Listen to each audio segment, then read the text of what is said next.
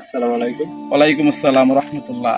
ভাই আসলাম নতুন আর একটা প্রশ্ন নিয়ে যে আমরা তো অনেক সময় অনেক দোয়া করি, আমাদের দোয়া কবুল হয় না। এটা কেন হয় না? এটার কোনো ব্যাখ্যা কি আছে?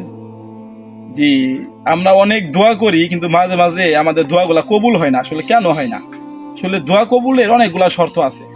যেমন প্রথমটা হলো তোমাকে হালাল রিজিক খাইতে হবে। জি। হারাম খাই আমি যতই দোয়া কবুল করি সেটা আল্লাহ কবুল করবেন না। আল্লাহ হারামের দোয়া আল্লাহ কবুল করেন না। প্রথম কন্ডিশন তোমাকে কি খাইতে হবে? হালাল।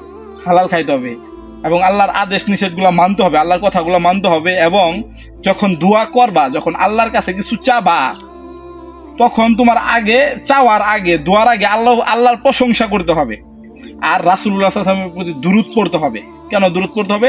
কারণ রাসূলুল্লাহ সাল্লাল্লাহু আলাইহি ওয়াসাল্লাম স্পষ্ট বলেন যে কোনো বান্দা যদি, কোনো লোক, কোনো ব্যক্তি যদি সে আল্লাহর কাছে কিছু কিন্তু চাওয়ার আগে আমার প্রতি দুরূদ পড়ে নাই, আল্লাহর প্রশংসা করে নাই, তার দুয়া আল্লাহর আরশে লটকে থাকে, আল্লাহর কাছে পৌঁছাই না। তার মানে তুমি যদি দোয়ার আগে রাসূলুল্লাহ সাল্লাল্লাহু আলাইহি ওয়াসাল্লামের প্রতি দুরূদ না পড়ো, আল্লাহর প্রশংসা না করো, তোমার দোয়া আল্লাহর কাছে পৌঁছাবে না, আকাশে যায় ঝুইলা থাকবে। তোমার দোয়া কখনো আল্লাহর কাছে যায় পৌঁছাবে না। তাই দোয়ার আগে অবশ্যই আল্লাহর প্রশংসা এবং রাসূলুল্লাহ সাল্লাল্লাহু আলাইহি ওয়াসাল্লামের প্রতি দুরূদ পড়তে হবে, তাহলে আল্লাহ তোমার দোয়াটা শুনবেন।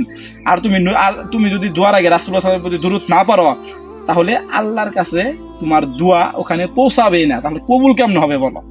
আশা করি তোমরা পেয়েছে।